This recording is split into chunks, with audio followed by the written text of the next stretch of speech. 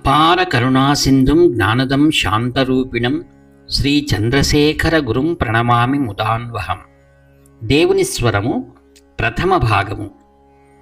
ప్రవచించిన వారు శ్రీ కాంచి కామకోటి పరమాచార్య శ్రీ శ్రీ శ్రీ చంద్రశేఖరేంద్ర సరస్వతి మహాస్వాముల వారు. విషయము ప్రేమ దుఃఖం. మానవ జన్మకు పరమోద్దేశ్యమే ప్రేమను చూపటం. ప్రేమ ఇచ్చే సంతోషాన్ని మించినది ఏది కనపడదు.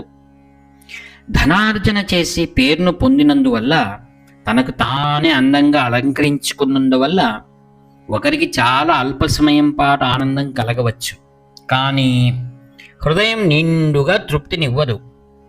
ప్రేమను చూపటమే నిండైన ఆనందాన్ని కలిగిస్తుంది. ప్రేమించినప్పుడు మనకు ఎన్ని కష్టాలు కలిగినా, శారీరకమైన ఇబ్బందులు పడినా, ఎంత డబ్బు ఖర్చు పెట్టినా అవన్నీ ఏమి పట్టవు. ఈ బాధలన్నింటికన్నా ఎక్కువగా సంతోషం, సంతృప్తి కలుగుతాయి. ప్రేమను అవలంబించలేని జీవితం వ్యర్థం. ప్రేమించినప్పుడు దుఃఖం ఉండదు, కానీ చివరిలో ఒకరోజు మనం ప్రేమించిన వస్తువే మనకు ఎంతో హాని చేస్తుంది.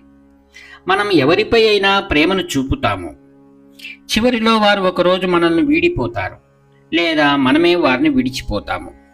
అట్టి సమయంలో అయ్యో అతడు విడిచిపోయాడే, లేదా అతడిని విడిచిపెట్టిపోతున్నామే అని చాలా దుఃఖం కలుగుతుంది. మనకు ఉల్లాసాన్ని, సంతోషాన్ని ఇచ్చిన ప్రేమయే అబద్ధమైపోయి బాధతో ముగిసింది అని మనం దిగాలు పడతాము. ఏ ప్రేమైనా సరే అంతంలో దుఃఖమే కదా అని మనం అధైర్యపడతాము. విడిపోయినప్పుడు మనం చూపించిన ప్రేమ అంతా బాధలోకి పరిణమించడం చూస్తాము.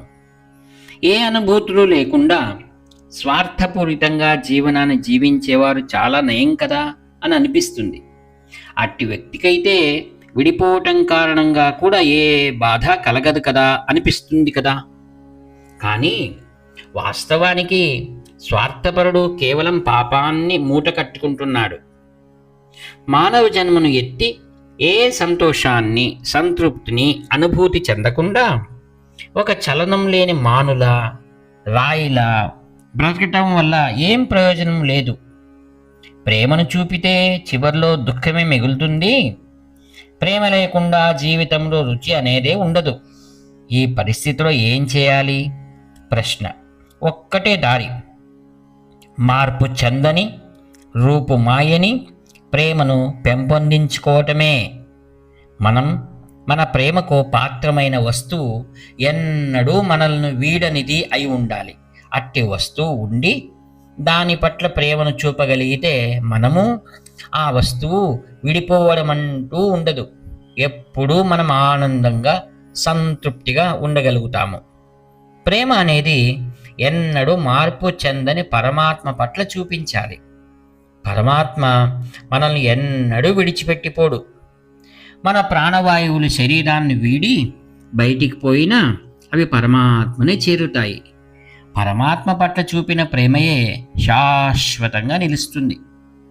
శాశ్వతుడైన పరమాత్మ పట్లనే ప్రేమను చూపించాలి. అంటే ఒకనాటికి నశించిపోయే వాటి మీద ప్రేమను చూపించకూడదా?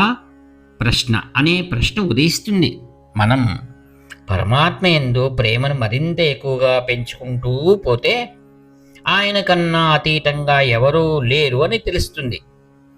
ఎవరి పట్ల మనం ప్రేమను చూపినా కానీ అయ్యో రేపు ఒకరోజు వీరు చనిపోతారు కదా అని ఆలోచించి బాధపడ్డామో, వారు కూడా ఆ శాశ్వత స్వరూపుడైన పరమాత్మ రూపాలుగానే ఇప్పుడు కనిపిస్తారు.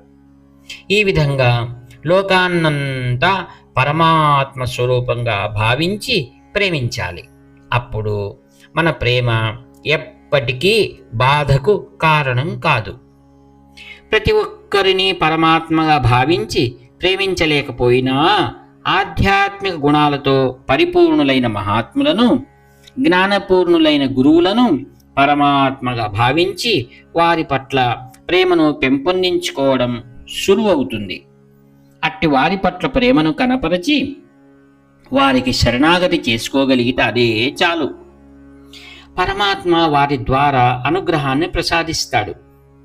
పరమాత్మ వేషధారణకు వాడుకున్న ఒక శరీరం నశించింది, ఆ శరీరంలో ఉన్నవాడు పరమాత్మను చేరాడు అనే జ్ఞానం ఉండటం వల్ల మన ప్రేమకు పాత్రుడైన వ్యక్తి చనిపోయినా మనం దుఃఖానికి గురికాము.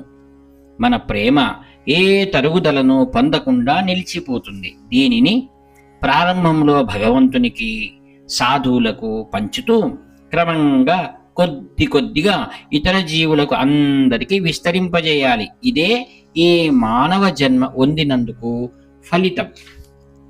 హరి ఓం తత్సత్. బ్రహ్మార్పణమస్తు. వ్యాఖ్యాత మీ ప్రియతమ నేస్తము నివర్తి నాగభూషణ శర్మ. హరహర శంకర